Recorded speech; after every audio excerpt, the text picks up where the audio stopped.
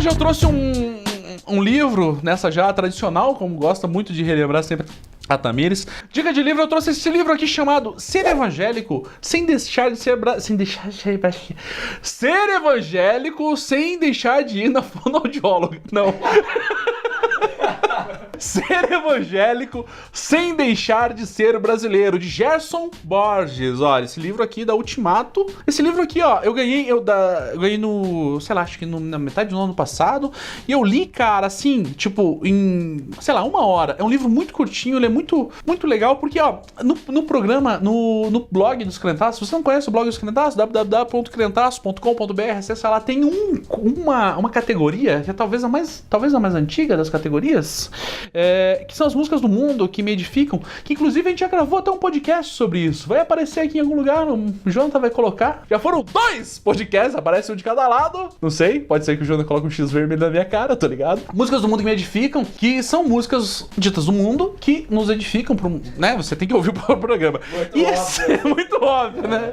Esse livro aqui que eu ganhei da editora Ultimato fala da questão cultural, de como por influência da evangelização que se manifestou aqui no Brasil, a gente acabou perdendo ou até jogando no lixo, ou até pior, demonizando alguns aspectos da cultura brasileira, como um todo, da música, da roupa, e tudo. E como essa riqueza cultural que a gente jogou no lixo acaba empobrecendo, de certa forma, a cultura evangélica, jogando às vezes de lado coisas que poderiam fazer com que essa cultura evangélica brasileira tivesse um destaque, não um destaque no sentido ser melhor do que qualquer outra, mas ter uma personalidade, ter uma chancela. Essa é a cultura evangélica brasileira, e como isso enriqueceria tanto nos aspectos da comunhão entre os crentes, quanto nos aspectos evangelísticos. Esse livro aqui é muito curto, deve ter umas 150 páginas, 100 páginas, por isso que eu li rápido. Tem 100 páginas, é super fácil de ler, super acessível, o cara não usa termos escalafobéticos para você se perder, como alguns teólogos que eu leio de vez em quando por aí, mas em compensação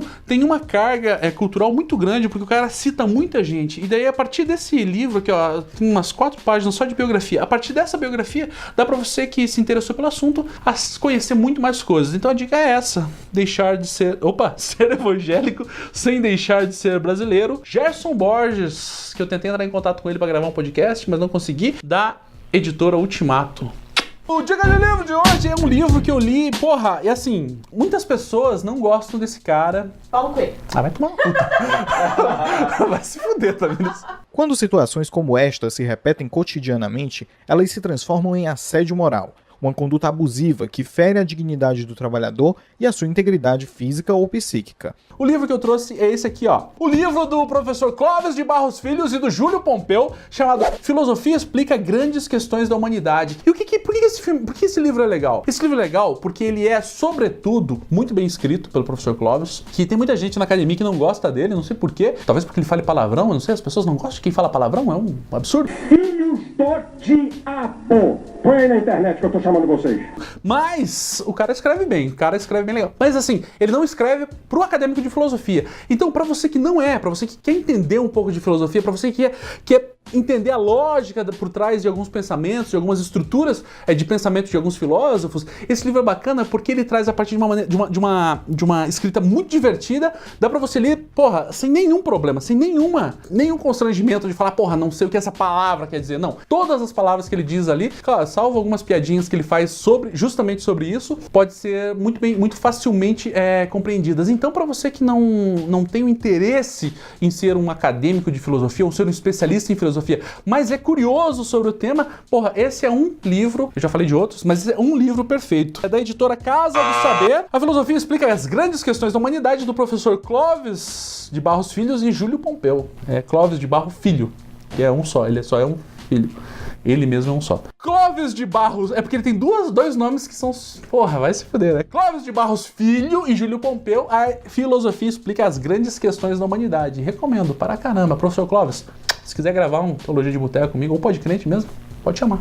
Dica de livro! Hoje eu trouxe uma dica de livro, né? Apesar de não se chamar mais dica de livro, segundo o pessoal da produção aqui, agora é dica cultural?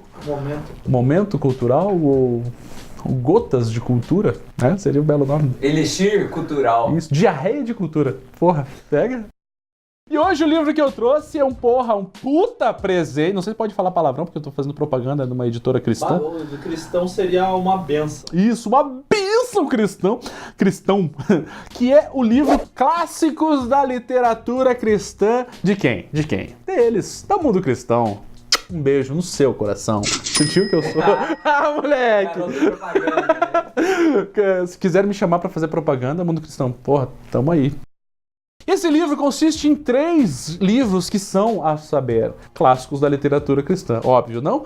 Que são Pais Apostólicos, Confissões e A Imitação de Cristo. E, mano do céu, assim, eu ganhei esse livro da Mundo Cristão, amo vocês, cara, sério. Esse livro aqui fez eu me apaixonar, eu quero casar com o Mundo Cristão. Mas peraí, primeiro vamos conversar. Esse livro aqui, eu não li ele, óbvio não, né, poderia ter lido, afinal de contas eu já ganhei faz uns 2 ou 3 meses. Eu só li Confissões do Santo Agostinho, e eu li de uma edição que eu já tinha, eu li em outro contexto. E assim, quem já teve a oportunidade de ler Confissões do Santo Agostinho, sabe que apesar de ele ter vários problemas ali que hoje você que é evangélico vai ler Santo Agostinho, você vai meio que ter algumas coisas que não vão passar legal na sua garganta, sobretudo se você é um crente progressista, tem algumas paradas que ele fala que você fala, mano, puta que pariu Santo Agostinho, você me fode. Mas esse livro aqui é um livro que, todo cristão, na minha modesta opinião, não porque eu não tô fazendo propaganda, o Mundo Cristão não tá me pagando pra nada, eu tô falando porque realmente eu acho isso. A única coisa que eles me pagaram foi um livro, deram um presente pra mim. Mas é um livro que, porra, algumas pessoas vão dizer assim, porra, mas não nos basta a Bíblia, afinal de contas, só a Escritura e não sei o quê. Eu falo, mano, não fala bosta, sério, na moralzinha. Só a Escritura não quer dizer eu só vou ler a Bíblia e mais nada, e vou romper com a cultura, e vou ficar cego pra outra cultura. E vai, mas esses caras não eram católicos. Eu falo, cara, cala a boca, não fala esse tipo de merda, porque ainda que fossem católicos, não justificaria esse tipo de argumento. A questão é, esses 3 livros aqui, eles são a fundamentação posterior aos apóstolos de o que a gente entende por fé, o que a gente entende por igreja, claro, salvo que a gente tem um acúmulo de cultura de 2 séculos aí, de 200 séculos, é isso, também? Isso, então são 20 séculos.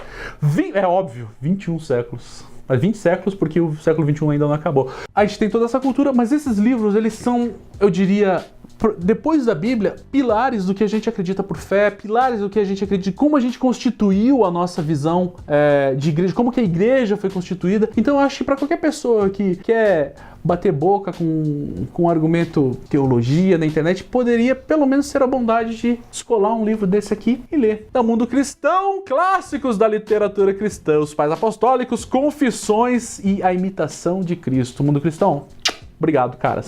Muito bem, dica de livro de hoje, um livro que eu particularmente estraguei a capa.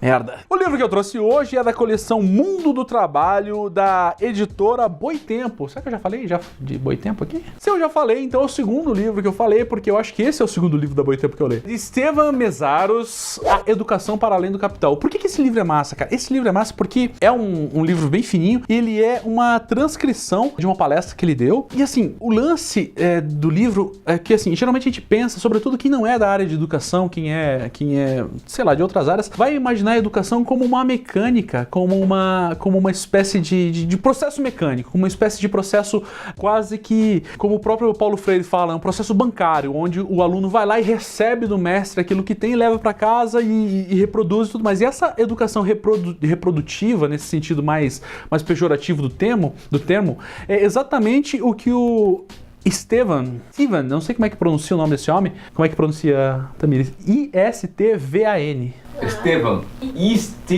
Steven Mesaros. Foda-se. O mesarão da massa desse cara que ele mostra nesse texto como o processo capitalista influi diretamente na dinâmica da educação. E assim, não é necessariamente uma crítica que vai apontar as falhas do capitalismo, mas as falhas eventuais da educação dentro do capitalismo. Eu diria que esse livro é fundamental para qualquer pessoa, sobretudo para quem é de esquerda, obviamente, mas para quem é de direita também entender como que, de certa forma, o capitalismo influi em coisas que, em primeira instância, uma pessoa que não é da área de educação vai pensar, mas o capitalismo não vai mexer na educação, não vai tocar a escola, né? A escola, ela funciona independente do sistema econômico, independente do sistema de governo. E não, as críticas que o Mésaros faz aqui são muito contundentes. Ele é um cara muito assertivo, assim, muito objetivo em algumas coisas, sobretudo porque foi uma transcrição do que ele falou. Então tem uma leitura muito fluida, muito fácil de ler. Eu diria não tão fácil como, né, o livro que eu falei lá do Clovis, sei lá, 2 semanas atrás, mas recomendo para caramba. Ganhei esse livro do meu querido Carlinhos, de Amigo Secreto. Carlos, amo você no meu coração. Dá Boi Tempo, Educação para Além do Capital, de Steven, ou Estevan, ou sei lá como pronuncia, Mésaros. A dica de livro de hoje é um livro que eu li em PDF não, li em livro, eu comprei esse livro. O livro que eu trouxe hoje pra ler é um livro assim que, de uns tempos pra cá, eu tenho tentado resgatar e ler alguns clássicos que eu já deveria ter lido quando eu era mais novo, mas nunca li, porque eu comecei a ler, de verdade, assim, mais velho já. 15 anos. Exatamente, eu aprendi a ler com 15 anos. Exatamente, por isso que eu sou tão grato ao Paulo Freire.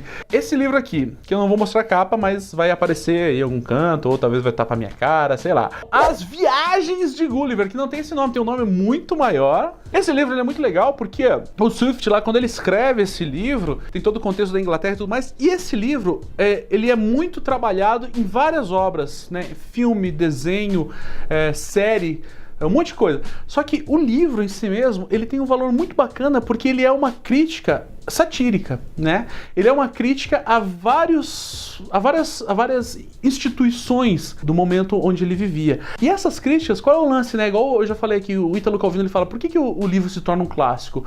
Porque apesar de você deslocá-lo da realidade onde ele for escrito, lendo ele hoje, você fala, caramba, faz sentido ainda hoje. Geralmente a gente limita a história do Gulliver à história de quando ele chega em Lilliput lá, né? Que é a terra dos pequeninos. Só que tem mais coisa, tem várias, tanto que é as viagens, não há viagem de Gulliver. E quando ele chega lá, tem todo o contexto, ele é capturado, ele é amarrado e tal, não sei o que, aquela coisa que você já deve ter visto no desenho. Mas ali tem uma treta com uma outra ilha, a galera de Lilliput, uma galera que eu não lembro o nome da outra ilha. E eles têm umas rixas ali, e só pra dar um exemplo, uma rixa que gerou a quebra ali entre as duas comunidades se dá porque uma parte da comunidade quebrava o ovo pela parte menor e a outra parte da comunidade quebrava o ovo pela parte maior. E daí você fala, caramba, e gerou uma guerra, e gerou uma treta.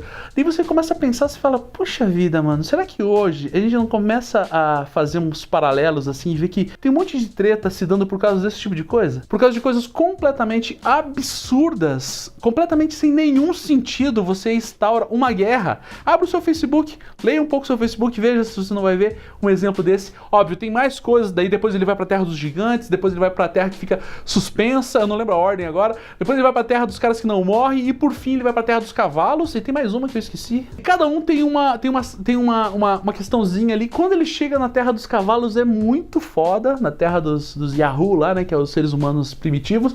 Recomendo para caceta esse livro, para caceta.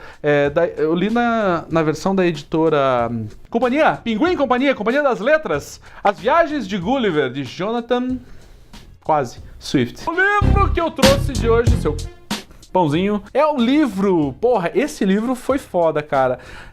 Novamente, o livro que eu vou indicar aqui, ele é um romance, né? Como eu falei, livros que eu deveria ter lido quando eu era adolescente, quando eu era jovem, e não li. O livro que eu trouxe hoje não tem aqui, a capa também. Jonathan, coloca em algum canto, por favor, ou na minha cara. É o livro chamado Cemitério, do Stephen King. Um livro que, assim, eu tinha um pouco de preconceito com o Stephen King. Por quê? Porque o Stephen King, ele é análogo ao... Por causa dos fãs. Isso! É isso! Pelo mesmo motivo da Oficina G3. Pelo mesmo motivo da Oficina G3, Jovem Nerd. Tem gente que não gosta do Tolkien por causa disso. Eu falo, cara, mas o Tolkien é muito foda, é muito foda. Eu falo, mas os fãs são muito chatos. Eu falo, beleza, mas dá uma chance pro livro. O livro é muito difícil, mas é muito bom. Cemitério, o filme de Stephen King, um filme que eu assisti quando eu era adolescente. E assim, o filme eu assisti, eu achei beleza, bem bacana e tal. Quando você vai ler o livro, você tem uma outra experiência. Ainda que você já tenha visto o filme, eu te recomendo, leia esse livro. Porque esse livro, aparentemente ele é um livro de terror. É um livro que trata de uma situação bem problemática, bem traumática. Uma família, né, com um médico que vai morar no interior dos Estados Unidos, numa cidade pequenininha. E chegando lá, ele tem vai assumir um hospital, alguma coisa assim, não lembro. E o filho dele é atropelado por um fucking caminhão. O moleque vira patê no final da situação. E nesse contexto, ele conhece um cemitério que pode retrazer o menino à vida. E daí você fala, caralho, que coisa, né? Um filme sobre zumbis. Então, é um filme sobre zumbi, mas é uma perspectiva muito bonita, porque esse livro não tá tratando de mortos-vivos, ele tá tratando de aceitar a morte. É muito interessante. Leia o livro nessa perspectiva. Aceitar a morte, entender a morte, compreender que a morte é uma coisa necessária para o contexto da vida, é uma coisa que vai acontecer comigo, vai acontecer com você. E assim, como eu já falei várias vezes, por eu ser tão aficionado por esse tema da morte, esse livro bateu muito, assim, eu li ele e falei, caralho, é muito foda. Recomendo para todos. O Cemitério, qual que é a editora, Jonathan? Foda-se, eu não sei qual é a editora, mas O Cemitério, Stephen King, não é difícil de achar, procure. Muito foda. Dica de livro de hoje, eu tenho duas dicas. A já tradicional, aproveitando que a Tamires não tá aqui pra fazer cara de bunda quando eu falo isso, a já tradicional e a consagrada dica de livro, já que a gente falou da Tamires, eu também vou falar da Tamires aqui. A Tamires começou há pouco tempo, não sei quando vai pro ar esse programa, talvez há muito tempo. Depende da pessoa, talvez nem exista mais o programa, talvez a gente já tenha morrido, talvez seja um alien que está vendo isso aqui no futuro, remoto! A Tamires, a nossa companheira de equipe, que não está aqui presente hoje, começou agora, há pouco tempo atrás, saindo em comparação com o momento que sai esse programa, um podcast falando sobre o quê? Nada mais, nada menos do que... Não são dicas de livro, né? Ela falou lá que podem ser dicas culturais, né? São coisas que podem ficar na prateleira. É. Que cabem sobre um carro zero, ela não vai dar essa dica porque não cabe numa prateleira. Exatamente. Não pode dar dica, por exemplo, de peça de teatro, não pode. Não faz Pode nada. ser DVD, pode. Pode. É... Bonequinhos de ação. Exato, hominhos, eu diria. Um papelote de cocaína. Pode, né? Pode dar dica, por exemplo, de tempero. Tempero fica na prateleira. Tamires começou um programa chamado... É na prateleira ou da prateleira? Da prateleira. Da prateleira, porque... Exatamente, porque ele não está na prateleira, mas ela pegou da onde? Pegou da prateleira. Ela o primeiro programa, aliás, foi sobre o Persepolis, um HQ que, porra, parece ser sensacional. Eu nunca li, não tive a oportunidade ainda, mas parece... E assim, depois que eu vi o programa... Mas a minha filha... Não, eu nunca vi, mas a esposa do meu amigo leu e disse que é sensacional. E agora faz sentido. Não só a esposa do seu amigo, como a sua própria amiga. Exatamente. Não obstante a ser esposa do meu amigo, é também minha amiga, e não só ela, mas a Luciana, que participou com ela no primeiro episódio, também leu. Então já são duas amigas que leram esse programa, que leram esse livro. Então eu recomendo, vai lá, vai aparecer aqui em algum canto, né, Jonathan? Um link, ou vai ter link aqui embaixo, talvez, qualquer coisa do gênero. Bom, entra lá no crentaço.com.br e aproveita, já vê tudo. Mas o livro que eu trago hoje é de ninguém mais, ninguém menos do que um dos ícones máximos da poesia curitibana. E por que não dizer brasileira? Por que não dizer? Porque ele é curitibano, né? O que é de Curitiba é meio esquisitão. O livro chamado Toda a Poesia, de Paulo Leminski. Toda a poesia, não tem um ar. Não, sempre tem. Quando o Cristiano fala, sempre ele coloca o artigo. Eu já tô acostumado. Pau do cu vocês. Toda a Poesia, Paulo Leminski. Esse livro, ele é um livro, obviamente, de poesias, mas é uma poesia que, assim, no meu ponto de vista, né, talvez algumas pessoas, né, não gostem muito do Marginal, mas é de uma sensibilidade muito grande, é de uma sensibilidade muito bonita, e uma coisa que eu acho muito legal, que o Paulo Leminski, ele não viveu no contexto do Twitter, mas ele seria muito foda no Twitter, porque ele seria um twitteiro do caralho, mano. Mas ele consegue condensar uma ideia muito grande numa frase, ou em poucas frases. Então, assim, eu recomendo pra caramba esse livro, que é da Companhia das Letras. Esse livro também eu ganhei de presente da minha amiga... Caralho, esqueci o nome dela. A minha amiga caralho. É um livro muito bonito, muito sensível. Recomendo para caramba. Ele não tem toda a poesia do Paulo Leminski, porque tem outros livros, mas é o livro chamado Toda a Poesia, da Companhia das Letras. Você vai ver ele de longe, porque essa capa laranja não vai te deixar passar desapercebido. Dica de livro, a dica, né, já tradicional dica de livro é também, antes de mais nada, antes de falar do livro que eu vou falar aqui, é falar, você já ouviu o podcast da Tamires, o podcast novo do blog dos Crentaços? Entra lá, da prateleira e não na prateleira, como eu falei equivocadamente em outro momento, da prateleira, um livro, o podcast que é com indicações culturais, aquela coisa toda, né, não culturais, já foi falado, né, cultura que estão na prateleira, né, não outras culturas, cultura reggae, por exemplo, não, pode ser, né, um CD de reggae, por exemplo, mas não é o caso. Mas a dica de livro que eu tenho pra dar hoje é um livro que é polêmico, senhoras e senhores. Para! Porque muitos crentes detestam esse autor, que é o Paulo Coelho. No, God! No, God, please, no! No! No! Cadê? Não é o Paulo Coelho, mas por um segundo. Isso é o que une crentes e não crentes. Exatamente. O livro que eu tenho pra indicar hoje é um livro chamado O Mundo Assombrado pelos Demônios, do Carl Sagan. Por que as pessoas odeiam o Carl Sagan? Porque ele é um cara ateu, ele é um cara que é um militante do ateísmo, que eu diria assim, o que foi essa cara de coelho? É que eu acho que é o contrário, eu acho que as pessoas amam, a maioria, o grosso Não, das pessoas... os crentes, eu tô falando. Os crentes não odeiam, os crentes louco, nem mano. sabem que Ô, existe louco. o Carl Sagan. Eu acho ele Ô, palha, louco. mas eu Ô, acho que as louco. pessoas Ô, amam louco. muito mais o Carl Sagan do que o... Então, mas é que assim, por que os crentes detestam? Porque ele é o deus dos ateus. Assim, o livro que eu li, O Mundo Assombrado pelos Demônios, que aparentemente parece um livro, né, de batalha espiritual, escrito por um crente ultra Foi a reteté. Rebecca White. Exatamente, foi A essa galera. Rebecca White eu misturei é um crossover. Foi a Rebecca Brown que escreveu. É um livro que fala sobre essa...